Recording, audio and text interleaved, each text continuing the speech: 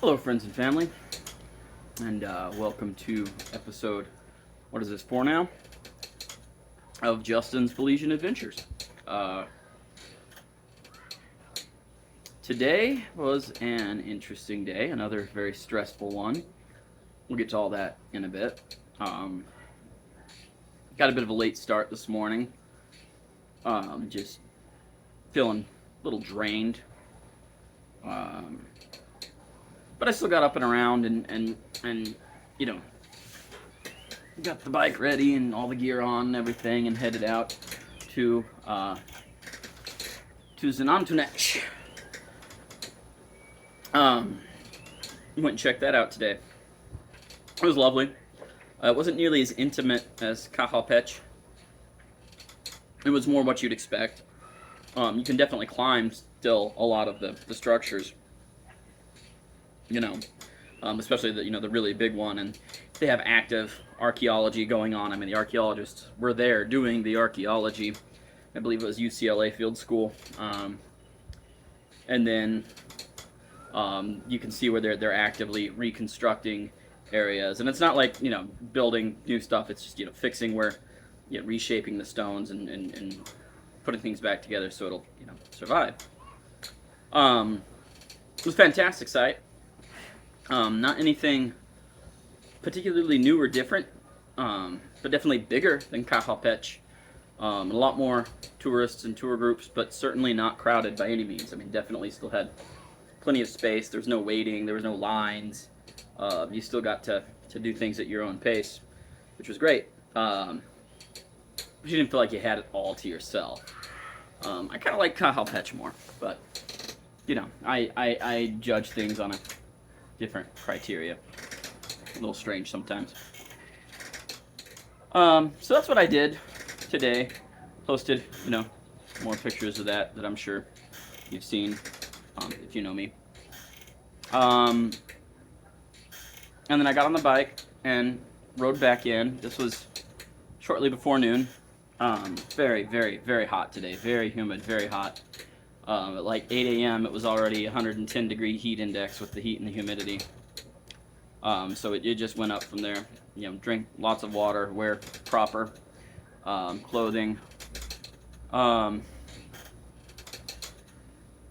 yeah, so something interesting that I've noted in my time here is that this country has a lot of ruins and a lot of construction.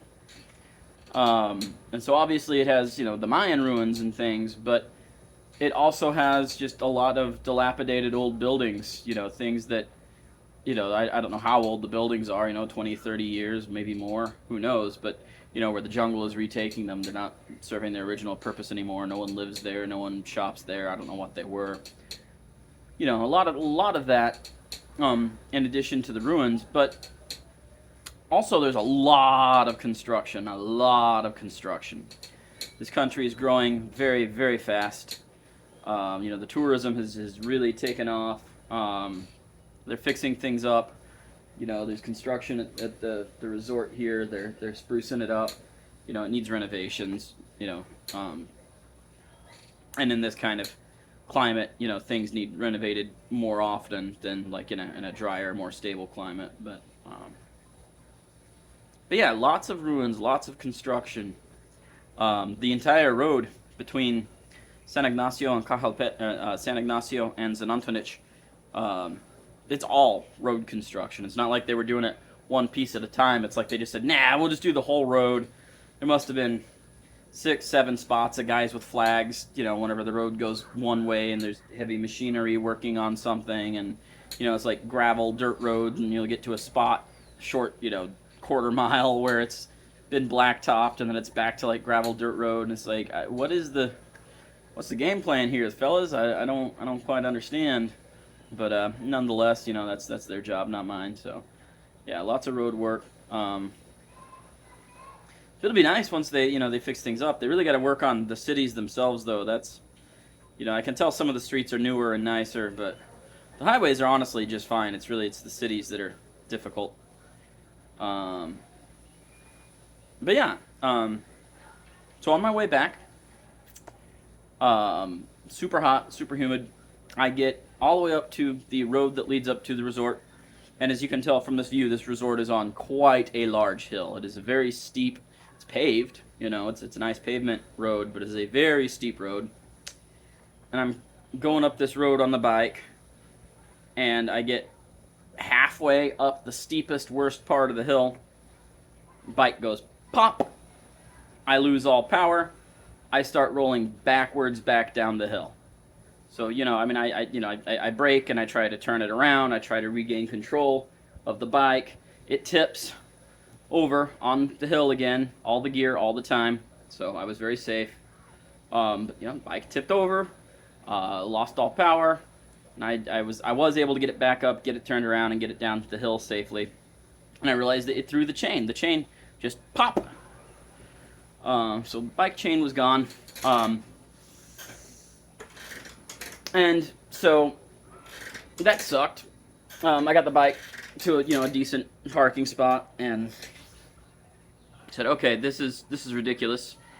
You know, this is the second bike that they gave me. The first bike, the gearbox went out a mile down the road from the place, and I had to limp it that mile back to the, just pop, pop, pop, pop, because the gearbox was out and it was just shifting gears randomly or something. But I had to take it back to the rental place. So I'm done motoing. I hiked my daffy ass up that hill, with all my gear and everything. It was so hot, I had to stop several times just to breathe. And it was just ridiculous.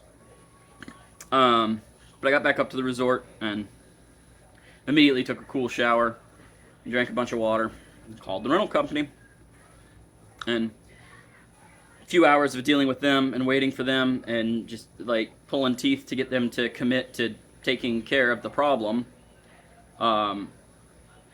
They had a mechanic come out and meet me, and he replaced the chain on the bike and had it running again. But I told the rental company, I'm sorry, I don't trust your vehicles. I do not trust these bikes with my life. You could bring me a car, I'll take a car, but I do not trust my bike on these lives, my life on these bikes anymore. It's too much. 2 is too many. If it was just the thrown chain, like not the problem with the first bike, I probably would have said, okay, yeah, chains get thrown, it happens. But at this point, I just cannot trust the mechanical integrity of these machines, and it's so much more dangerous on a bike than it is in a car. So they did bring me a car, so now I have a Jeep Patriot. Freaking hate SUVs. Not looking forward to driving that lumbering piece of shit around, but it's what they brought me because it had 4-wheel drive, and I still want to do things that require 4-wheel drive. Just very unhappy. I was really looking forward to the Hummingbird Highway on the motorcycle. It's supposed to be one of the most beautiful highways in the world. And now instead of doing it on a motorcycle, I'm in a giant shitty SUV, and I hate SUVs. I know I drive a big truck at home, but it's different. Like, the stance is different. My truck, I have a good commanding view. It's different. It's different. I just hate SUVs. Anyway, but that's what I have to drive now. So yeah, that's how my day went. That's pretty much it. After Zanantonich, it was just trying to deal with that, and then once they finally got things settled, I just went back to the room and slept, and I don't have any appetite or anything. I'm just going to drink a lot of water and another early bedtime. And hopefully tomorrow, fill up to and am able to go and check out Mountain Pine Ridge, chase some waterfalls, jump in some pools of water, maybe check out Rio Frio Cave, which is not like ATM Cave, but it's a cave the river flows through. Anyway, but yeah, I'll try to do all that tomorrow. But yeah, no, this trip, what can a person say? It goes from 1,000,000% amazing to 1,000,000% suck real fast. Kind of homesick today. I miss my house. I miss Aiden. I miss my kid. I miss my food. I miss my cooking. The food here, honestly, been a little disappointing. I had a really good meal at the Guava Lim Cafe, but the food here at the resort is just It's been okay. You know, it's been edible, it's been acceptable, but it's not been good. But I'm picky. You know, I'm the world's greatest cook, so no one's cooking is as good as mine. Hard to live on other people's cooking for so long. You know, that's probably just a Justin problem. A lot of people probably like, yeah, not having to cook, woo, eating out every meal, and I'm like, man, I just want to make myself some of my favorite things. Like, excuse me, may I use your kitchen? So I think, you know, I need to. Last time I traveled, I really, or last time I did a trip like this, you know, I booked places that had kitchens, and I've really liked that. So I really need to get back into that habit of booking places that have kitchens. Yeah, homesick today. Kind of tired of the bullshit. But you know, I mean, it's a country. It's developing, right? Developing. It's still figuring things out. The people here, the systems here, the companies here. I mean, the people are wonderful.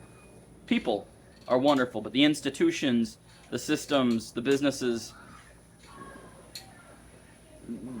they're not. They're developing. They're developing. You know. Now we have shitty places back home, of course, too. So, you know, I don't want to sound judgmental or insulting, because again, the people are amazing, but they have some things to figure out. Also feeling like 5 days in San Ignacio was a bit too long. I should have done 4 and 4 instead of 5 and 3. But c'est la vie. Oh well. Kind of eager to get out to the coast, get that ocean breeze, see those sugar sands and turquoise waters. But you know, that might all just be the stress from dealing with the motorcycle stuff. So yeah, all right. I've already talked your ear off again. I'll leave it at that. Friends and family, I love you very much. I will check in again tomorrow. As always, stay tuned for my posts with pictures and panoramas and photospheres and videos, and then my little updates like this. I am blessed. I'm still having a great time. Not nearly as great today, but still a great time. Bye.